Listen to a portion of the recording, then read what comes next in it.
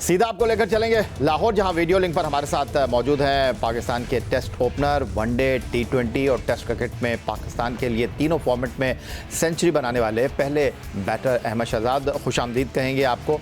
और अहमद, इससे पहले कि मैं आपसे गुफ्तगू की शुरुआत करूं, हमको अभी पाकिस्तान की उस टीम के ऐलान का इंतज़ार है जो बांग्लादेश और वेस्ट इंडीज़ जाएगी। और इस टीम में ख़ास तौर पर फास्ट बॉलर को लेकर बहुत सारे सवालात मौजूद हैं। हमने जिन फास्ट बॉलर के साथ होम सीरीज़ में बांग्लादेश को 3-0 से शिकस्त दी, उसमें test fast bowler Haris Rauf हैं, ऑलराउंडर हसन अली हैं, फिर उसके साथ अब्बास आफरीदी हैं और फ़हीम अशरफ।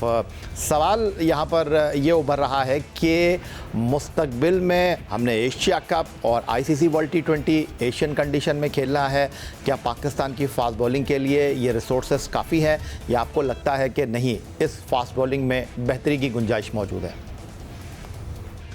देखिए, अभी बेहतरी की गुंजाइश तो ऑब्वियसली मौजूद है। तो आपकी टीम जो 9वें नंबर पे आ गई है ना, ठीक है, एक फॉर्मेट में आप 8वें नंबर पे हैं, एक फॉर्मेट में आप 9वें नंबर पे हैं, एक फॉर्मेट में आप 7वें। तो गैर बेहतरी की गुंजाइश के तो ये सारी चीजें नहीं हुई। और मोर और लेस आप देखें कि बहुत सारा जो बड़े प्लेयर्स है पाकिस्तान के, वो सारे बैटिंग के अंदर भी मौजूद रहे हैं, वो बॉलिंग के अंदर भी मौजूद रहे हैं, लेकिन रिजल्ट्स डिफरेंट नहीं होते। ठीक है, तो जहां तक आप बेहतरी की बात चाह रहे हैं, बिल्कुल बेहतरी की तो अल्लाह करे कि पाकिस्तान के पास अच्छे फास्ट बॉलर्स आए। लेकिन मसला यही था कि पाकिस्तान ने पास्ट के अंदर किसी को मौका नहीं दिया, डेवलप नहीं किए, तो जिसकी वजह से आज जो है पाकिस्तान के पास जो है फास्ट बॉलर्स की थोड़ी सी कमी नजर आती है। लेकिन जो आप बात कर रहे हैं हारिस रऊफ की, I think on end of Haris Rauf ने अच्छी बॉलिंग की है। एट टाइम्स वो एक्सपेंसिव रहते हैं, लेकिन ऑन एंड ऑफ उन्होंने बाकियों से जरूर बेहतर बॉलिंग की है। हसन अली ने भी रीसेंट पास के अंदर पीएसएल जो गुजरा है या काउंटी उनके जो स्टिंट्स है वहां से वापस आए हैं तो बकदरे फिट लग रहे हैं। अब आप टीम के अंदर उनको लेके आए हैं तो आपने कैरी तो नहीं करना, तो आपने मौके तो देने हैं ना, खिलाना है, ताकि पता लगे कि इंटरनेशनल रेडी है कि नहीं है। और जहां तक अब्बास अफरीदी की आप बात कर रहे हैं, अब्बास अफरीदी ने परफॉर्मेंस की है, बड़े बड़े नामों से बेहतर परफॉर्मेंस की है, लेकिन उसके बावजूद भी वो रिसेंट में बाहर हो गए थे। तो आई थिंक ये जो, और फिर नसीम शाह की फॉर्म डामाडोल है। तो आपके जो बड़े बड़े नाम थे उन्होंने परफॉर्मेंसेस नहीं करके दिए हैं, जिसकी वजह से जो है पाकिस्तान 9वें नंबर की टीम है। और अब नए लड़कों को मौके देने का मौका है, ताकि हमें पता लगे कि कौन से ऐसे बॉलर्स पाकिस्तान के अंदर मौजूद हैं जो इंटरनेशनल लेवल पे परफॉर्मेंस कर सकते हैं। वजह फरमाया अहमद शहजाद आपने कि नए लड़कों को मौका देंगे तो कल ये नए लड़के तजुर्बे के साथ टीम पाकिस्तान का बोझ अपने कंधों पर उठा पाएंगे। लेकिन ज़रूरी है कि हम माजी की गलतियों से सीखें। पिछले 5 सालों में हमने सिर्फ चंद खिलाड़ियों के गिर्द अपने आप को रखा, लग रहा है कि ये मामला जो है, ये जमूद जो है वो टूटने को है। अगर हम टेस्ट कैप्टन बाबर आजम और test wicket keeper Mohammad Rizwan की बात करते हैं, जो क़यादत के मनसब पर मौजूद रहे, अब नहीं है, तो सवाल यह है कि वो अपनी टीम की परफॉर्मेंस को लेकर बाहर हुए हैं। लेकिन इसमें सूरत हाल में तीसरा नाम टी20 क्रिकेट में पाकिस्तान को 5 मैचों में क़यादत के फ़राइज़ अंजाम देने वाले शाहीन शाह आफरीदी हैं, जिनकी अब भी इस टीम में जगह बनती दिखाई देती है।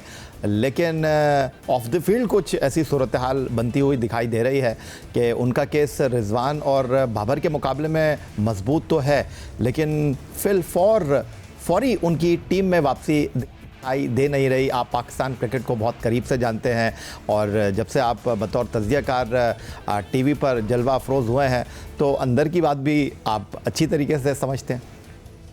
जी बिल्कुल, आउट ऑफ द फील्ड भी उनकी चीजें रही हैं।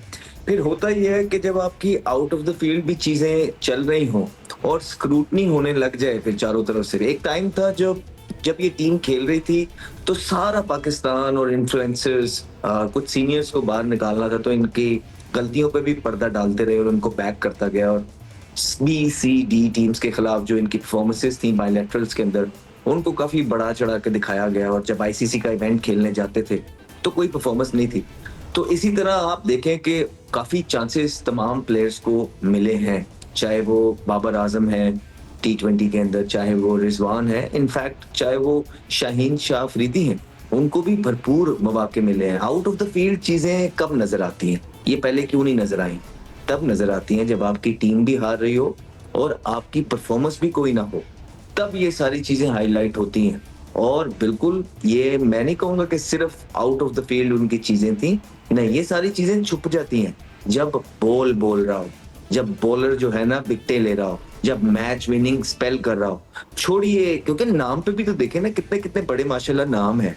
आप देखें हर टाइम सोशल मीडिया आप खोलते थे तो आपको 2-3 ही नाम नजर आते थे। तो वो नाम इसलिए बनाए जाते हैं या बनने चाहिए कि आपका इतना जो दबदबा या आपके पास इतना स्किल हो कि आप छोड़े बाकी की टीम क्या कर रही है क्या नहीं कर रही, आप अकेले मैच जितवा दें।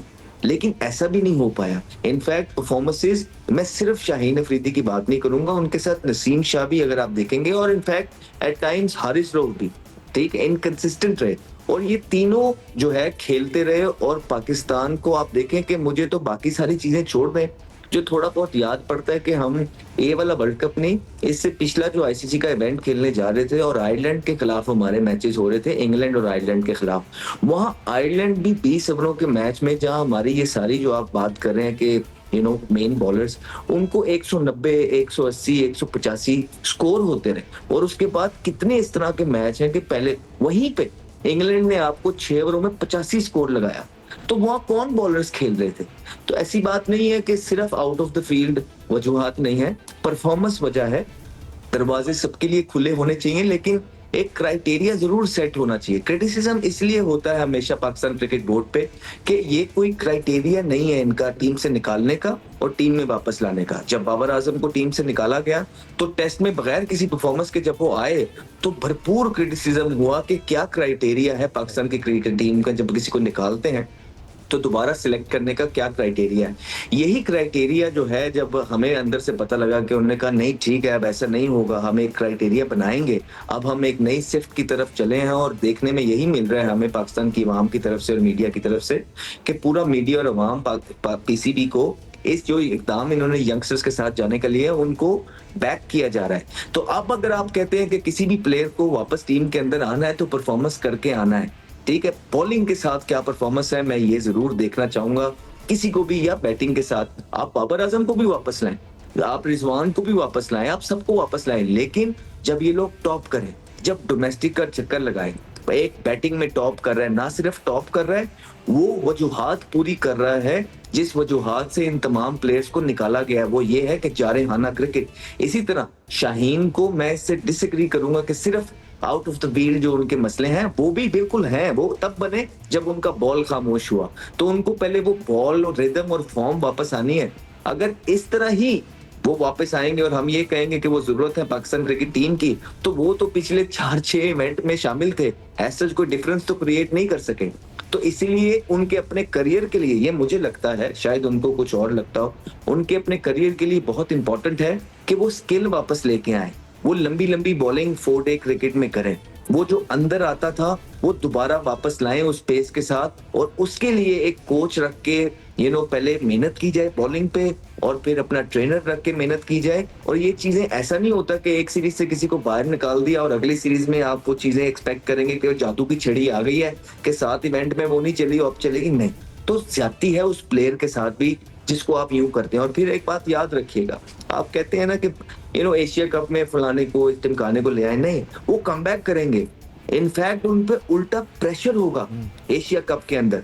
सो बेहतर ये है कि आप उनको भी थोड़ी सी स्पेस दी जाए ताकि वो अपनी अभी बड़ा अच्छा उनका एक एज अ कैप्टन जो है आई वुड से बड़ा अच्छा स्टेंट गया लाहौर कलंदर की तरफ से। अब उसको वो थोड़ा एंजॉय करके मेंटली रिलैक्स करके अपनी मेहनत करें, और जिस टाइम परफॉर्मेंसेस बोलने लग जाएंगी उनकी कि हाँ इनकी ये रिदम वापस आ गया और परफॉर्मेंसेस वही पहले ओवर के अंदर 2-2 आउट करने लग गए हैं। सो एटलीस्ट डोमेस्टिक के अंदर तो आप एक्सपेक्ट करते हैं ना कि वहां पे प्लेयर का कैलिबर उस तरह नहीं है, स्पेशली पाकिस्तान की डोमेस्टिक के अंदर, तो 2-2 आउट करें, 3-3 आउट करें, टोटल मैच में 5-5, 6-6 आउट करें।